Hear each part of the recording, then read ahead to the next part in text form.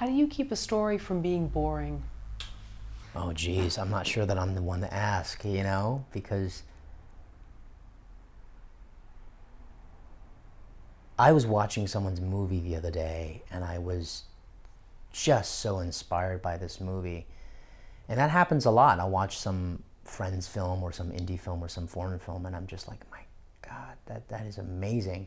And I'll watch that and I'll think about my own work or I'll think about stuff that I've worked on and I think that's so boring. So I don't know.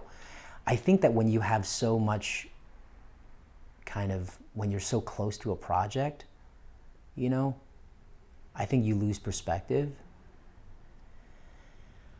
And I don't know. I mean, it's hard to say because sometimes I do feel like the script I'm working on is boring and I'll need someone to read it and be like, this is really, really interesting.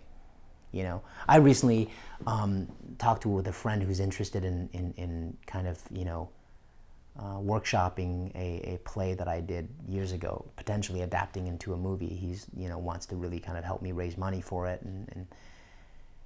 And I was like, well, I'm not sure if that's interesting anymore.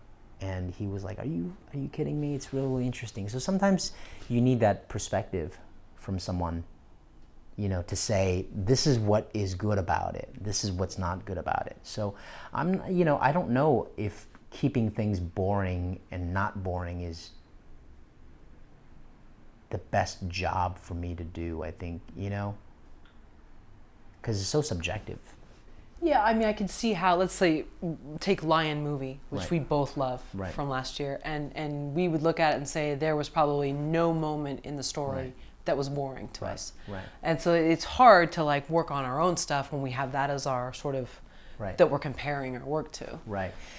That movie also, part of, you know, it's hard when you're competing with a true story that is Unbelievable. unbelievable, Yeah, right? I know. That's tough.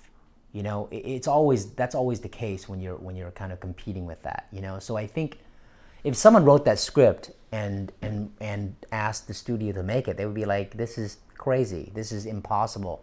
This sounds really far-fetched, you know? But I think that's a true story. So it's tough. But, you know, I don't know. I mean, movies that make a lot of money in the box office aren't always movies that are interesting to me. No, they're not. You know, they make a lot of money and they hit the right plot points on the right pages.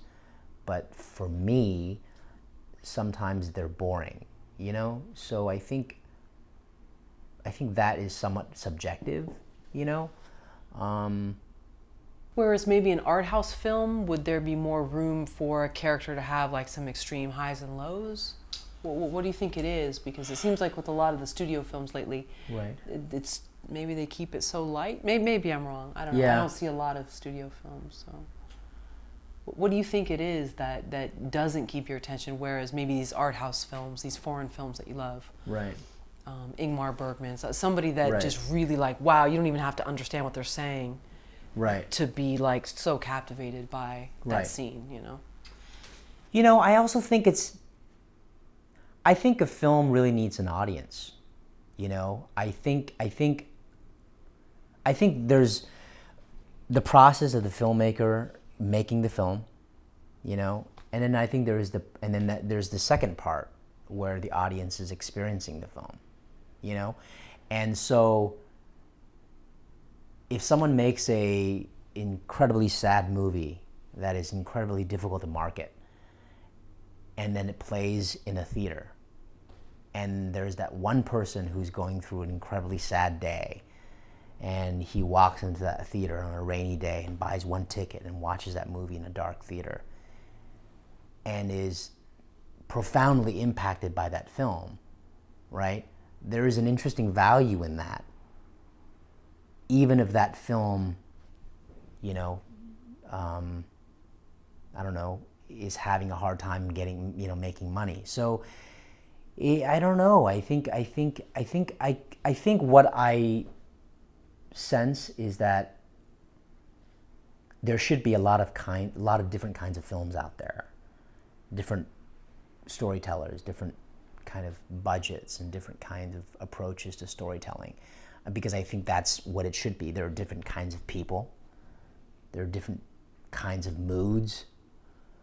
There are different kinds of kind of sensibilities.